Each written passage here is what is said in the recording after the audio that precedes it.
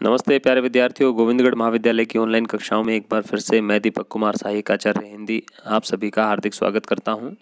पिछले दिनों हम बीए प्रथम वर्ष के हिंदी साहित्य के प्रथम प्रश्न पत्र में कबीरदास के द्वारा रचित कुछ रचनाओं का अध्ययन कर रहे थे। कबीरदास द्वारा रचित कुछ दोहों का हमने अध्ययन किया।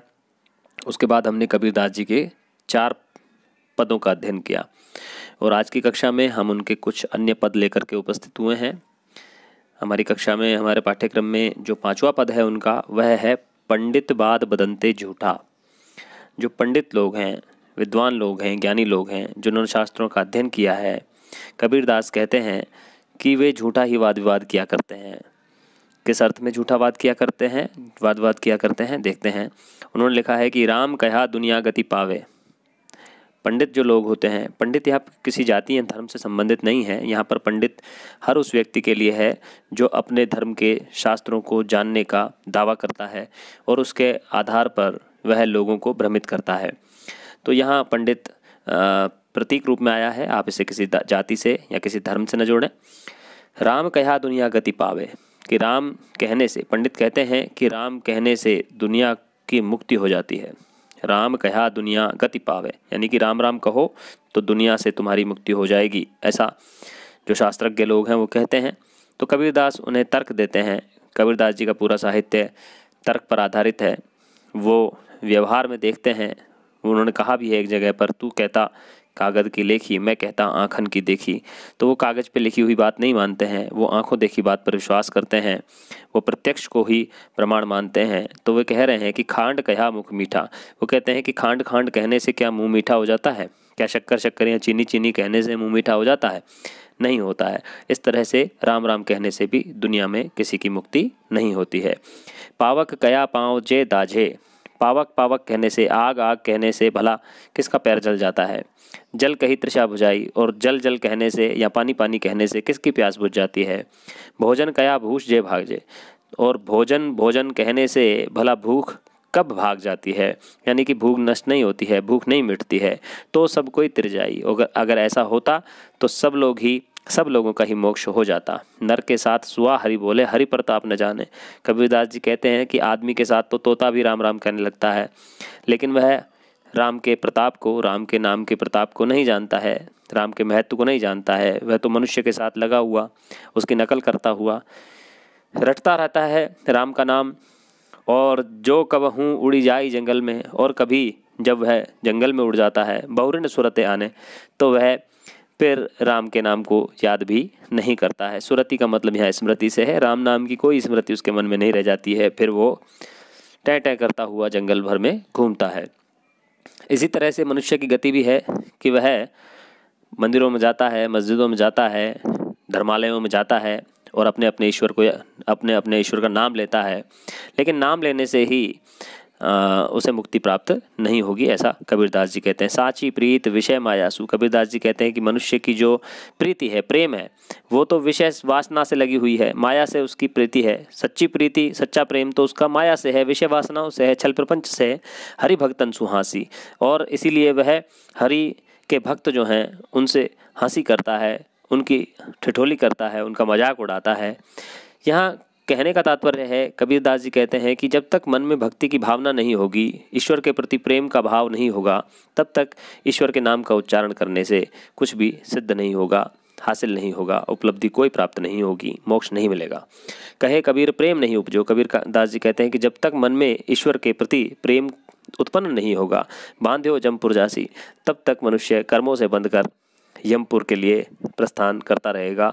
यानी कि कर्मों से बंधकर मनुष्य को यमपुरी जाना पड़ेगा, तो उसे मोक्ष प्राप्त नहीं होगा। यहाँ पर उदाहरण अलंकार है। उदाहरण के माध्यम से कबीरदास जी ने समझाया है, तार्किक रूप से उन्होंने सिद्ध किया है कि राम नाम की रटन लगाने से किसी व्यक्ति का उद्धार नहीं होता है। साथ ही साथ उन्होंने यहाँ पर अपनी कटुवाणियों के माध्यम से जो शास्त्रज्ञ विद्वान हैं उनकी अवहेलना की है, उनके ज्ञान की अवहेलना की है और व्यवहार को ही सत्य माना है। कबीरदास जी कहते हैं कि हम न मरें मरी है संसारा। मैं नहीं मरूंगा जबकि संसार मर जाएगा। मैं क्यों नहीं मरूंगा और संसार क्यों मर जाएगा?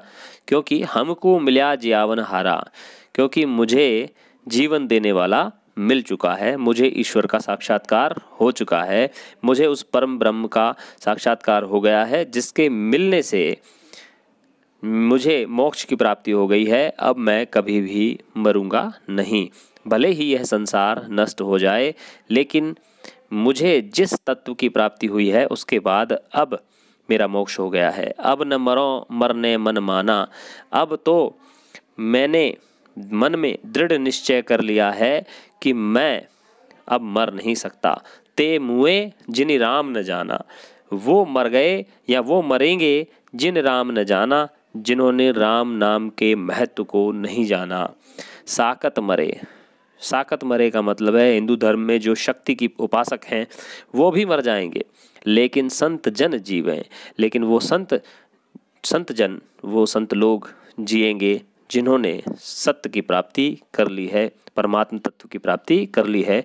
भरी भरी राम रसायन पीवें, और भर भर के वो अपने जिह्वा से राम नाम का रसायन पी रहे हैं, और उस राम नाम की जो महत्व है या जो उसका भाव है उसको अपने हृदय में अनुभव कर रहे हैं। वो लोग कभी भी नहीं मरेंगे। हरि मरी हैं तो हमहु मरी हैं। मैं तो तब मरूंगा जब हरि भी मरेगा, यानी कि जब भगवान मरेंगे, जब ईश्वर मरेगा तो मैं मर जाऊंगा।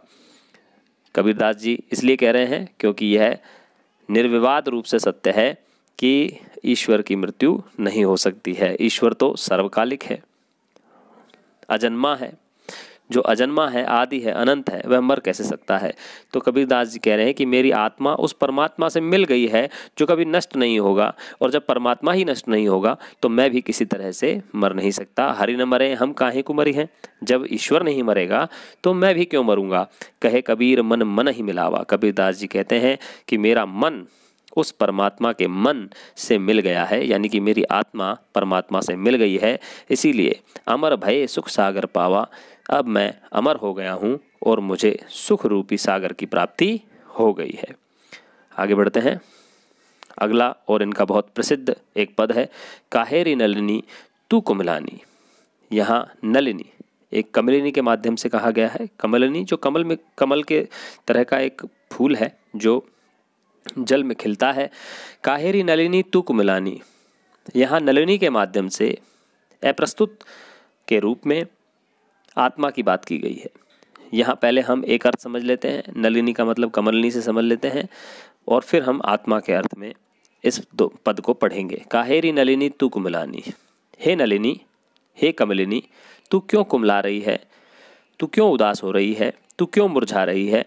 तेरे ही नाल सरोवर पानी, तेरी जो नाल है वह सरोवर में है और सरोवर पानी से भरा हुआ है, फिर भी तू क्यों मुरझा रही है।